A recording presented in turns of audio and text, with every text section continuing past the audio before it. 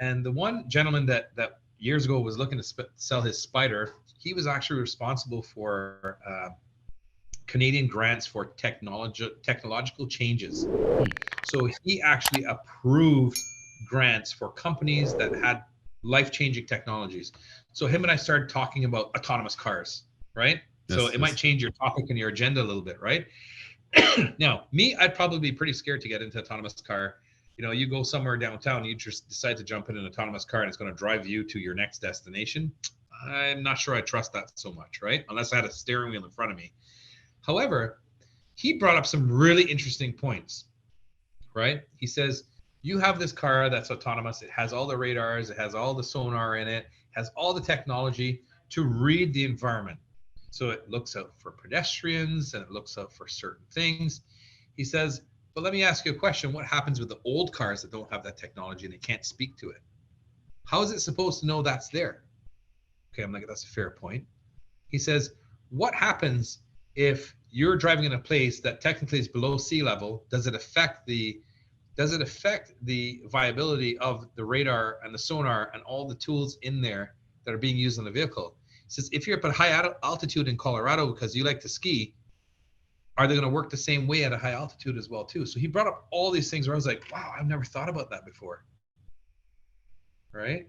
And they're all really viable, plausible things that he's saying. How far do you think we are from the days when we'll all not be driving and we'll be all in autonomous cars? Where do you see that? Do you think about in our lifetimes? Probably not.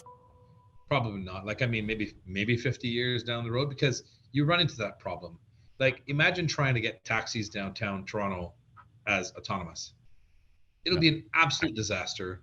Insurance companies will never go for something like that. Who's gonna have the liability at that point? Who do you have to sue if something goes wrong? The owner of the car? Will there be insurance? Will there be some sort of liability? There are lots of things that, as much as wanting to jump on the technology bandwagon and as much as wanting to have autonomous stuff, like my truck has autonomy in it. So it's something that Ford has called Blue Cruise. And the way that works is that Ford has mapped out the roads, and they're up to like 40% of North America right now where the roads are mapped. Certain ones are not. So if I get on the 401, it's mapped. Like, I'm driving to Detroit tomorrow and I'm going down there and I set my Blue Cruise and I keep my hands on the wheel. It tells you to keep your eyes on the road. I've tested it where I've looked away. My eyeballs have looked away. It catches you and tells you keep your eyes on the road. But it will stay in that lane for as long as possible, and it does an amazing job of it. It keeps in the lane. I've had no problems. The car in front of me slows down. It slows down with it. It speeds back up. It takes the curve in the road. It does all that good stuff. But there's still a trust factor.